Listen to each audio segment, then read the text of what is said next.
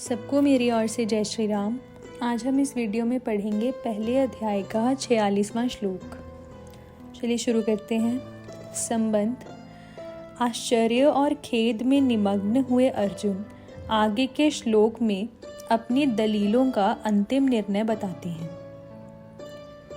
यदि माम प्रतीकार मशस्त्रम शस्त्रपाणयः धार्तराष्ट्रारणे हन्युस् तन्मे क्षेमतरं भवेत्। व्याख्या। यदि माम से लेकर क्षेमतरं भवेत्। अर्जुन कहते हैं कि अगर मैं युद्ध से सर्वथा निवृत्त हो जाऊंगा तो शायद ये दुर्योधन आदि भी युद्ध से निवृत्त हो जाएंगे। कारण कि हम कुछ चाहेंगे ही नहीं, लड़ेंगे भी नहीं, तो फिर ये लोग युद्ध करेंगे ही क्यों। परंतु कदाचित जोश में भरे हुए तथा हाथों में शस्त्र धारण किए हुए ये धृतराष्ट्र के पक्षपाती लोग सदा के लिए हमारे रास्ते का कांटा निकल जाए, वैरी समाप्त हो जाए, ऐसा विचार करके सामना न करने वाले तथा शस्त्र रहित मेरे को मार भी दें तो उनका वह मारना मेरे लिए हितकारक ही होगा। कारण कि मैंने युद्ध में गुरुजनों को मारकर बड़ा भारी पाप करने का जो निश्चय किया था, उस निश्चय रूप पाप का प्रायश्चित हो जाएगा। उस पाप से मैं शुद्ध हो जाऊंगा। तात्पर्य है कि मैं युद्ध नहीं करूंगा तो मैं भी पाप से बचूंगा और मेरे कुल का भी नाश नहीं होगा। जो मनुष्य अपने लिए जिस किसी विषय का वर्णन करता है, उस विषय का उसके स्वयं पर असर पड़ता है। अर्जुन ने भी जब शोकावष्ट होकर 28वें श्लोक से बोलना आरंभ किया, तब वे उतने शोकाविष्ट नहीं थे जितने वे अब शोकाविष्ट हैं। पहले अर्जुन युद्ध से उपरत नहीं हुए, पर शोकाविष्ट होकर बोलते बोलते अंत में वे युद्ध से उपरत हो जाते हैं और बाण सहित धनुष का त्याग करके बैठ जाते हैं। भगवान ने यह सोचा कि अर्जुन के बोलने का वेग निकल जाए तो मैं बोलूं, अर्थात बोलने से अर्जुन का शोक बाहर आ जाए, भीतर में कोई शोक बाकी ना रहे, तभी मेरे वचनों का उस पर असर होगा। अतः भगवान बीच में कुछ नहीं बोले। विशेष बात, अब तक अर्जुन ने अपने को धर्मात्मा मानकर युद्ध से निवृत्त होने में जितनी दलीलें युक्तियां दी हैं, संसार में रचे पचे लोग अर्जुन की उन दलीलों को ही ठीक समझेंगे और आगे भगवान अर्जुन को जो बातें समझाएंगे उनको ठीक नहीं समझेंगे। इसका कारण यह है कि जो मनुष्य जिस स्थिति में है, उस स्थिति की, उस श्रेणी की बात को ही वे ठीक समझते हैं। उससे ऊंची श्रेणी की बात वे समझ ही नहीं सकते। अर्जुन के भीतर कौटुंबिक मोह है और उस मोह से आविष्ट होकर ही वे धर्म की, साधुता की बड़ी अच्छी अच्छी बातें कर रहे हैं। अतः जिन लोगों के भीतर कौटुंबिक मोह है, उन लोगों को ही अर्जुन की बातें ठीक लगेंगी। परंतु भगवान की दृष्टि जीव के कल्याण की तरफ है कि उसका कल्याण कैसे हो। भगवान की इस ऊंची श्रेणी की दृष्टि को वे लौकिक दृष्टि वाले लोग समझ ही नहीं सकते। अतः वे भगवान की बातों को ठीक नहीं मानेंगे, प्रत्युत ऐसा मानेंगे कि अर्जुन के लिए युद्ध रूपी पाप से बचना बहुत ठीक था, पर भगवान ने उनको युद्ध में लगाकर ठीक नहीं किया।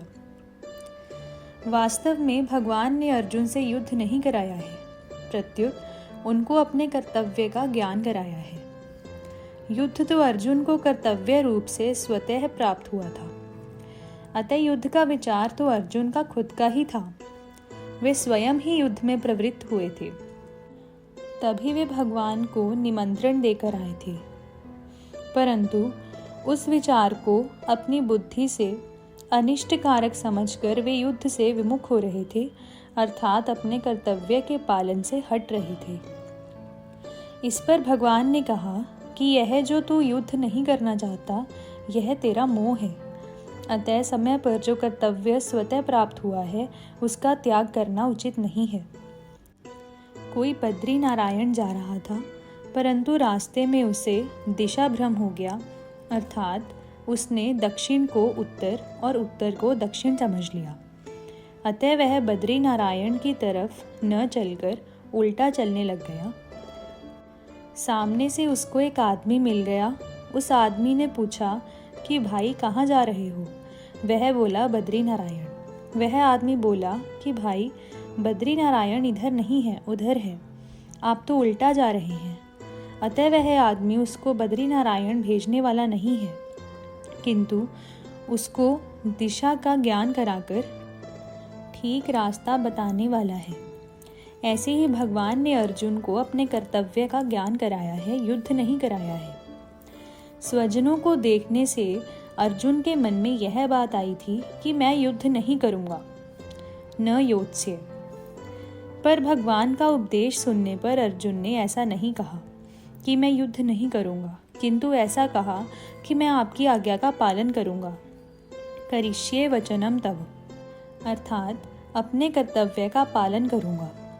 अर्जुन के इन वचनों से यही सिद्ध होता है कि भगवान ने अर्जुन को अपने कर्तव्य का ज्ञान कराया है। वास्तव में युद्ध होना अवश्यम भावी था, क्योंकि सबकी आयु समाप्त हो चुकी थी। इसको कोई भी टाल नहीं सकता था। स्वयं भगवान ने विश्व रूप दर्शन के समय अर्जुन से कहा कि मैं बढ़ा हुआ काल हूँ और सबका संहार करने के लिए यहाँ आया हूँ। अतः तेरे युद्ध किए बिना भी ये विपक्ष में खड़े योद्धा लोग बचेंगे नहीं।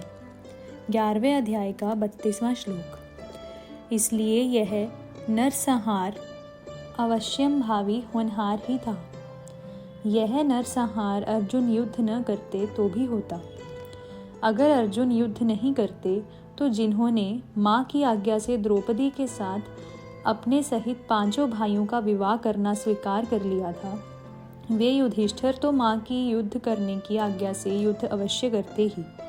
भीमसेन भी युद्ध से कभी पीछे नहीं हटते, क्योंकि उन्होंने कौरवों को मारने की प्रतिज्ञा कर रखी थी। द्रौपदी ने तो यहाँ तक कह दिया था कि अगर मेरे पति यानी पांडव कौरवों से युद्ध नहीं करेंगे तो मेरे पिता द्रुपद, भाई धृष्टद्युम्न और मेरे 5 पुत्र तथा अभिमन्यु कौरवों से युद्ध करेंगे।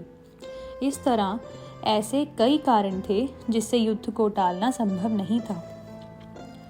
होनहार को रोकना मनुष्य के हाथ की बात नहीं है, परंतु अपने कर्तव्य का पालन करके मनुष्य अपना उद्धार कर सकता है और कर्तव्यच्युत होकर अपना पतन कर सकता है।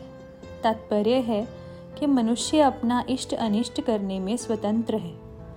इसलिए भगवान ने अर्जुन को कर्तव्य का ज्ञान कराकर मनुष्य मात्र को उपदेश दिया है कि उसे शास्त्र की आज्ञा के अनुसार अपने कर्तव्य के पालन में तत्पर रहना चाहिए, उससे कभी च्युत नहीं होना चाहिए।